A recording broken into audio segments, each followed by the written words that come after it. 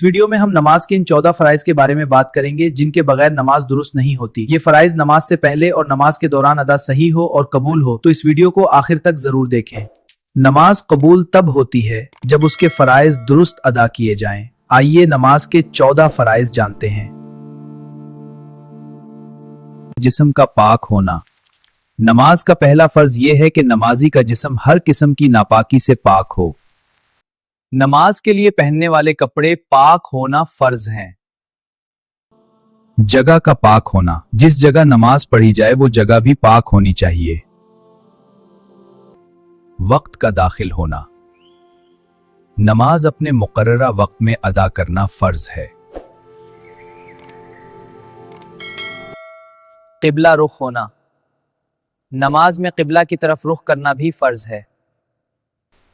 नियत करना। दिल में नमाज की नियत करना नमाज का अहम फर्ज है। अल्लाहु अकबर।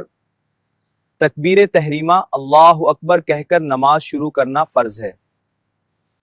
रुकू नमाज का फर्ज है। रुकू में इतना झुकना जरूरी है कि कमर सीधी हो जाए और हाथ घुटनों तक पहुंच जाएं।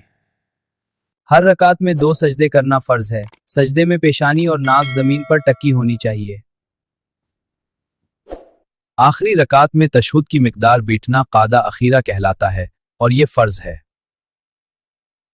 दाएं और बाएं सलाम फेर कर नमाज को मुकम्मल करना फर्ज है। अस्सलामु अलैकुम वरहमतुल्लाह। ये थे नमाज के 14 फराइज।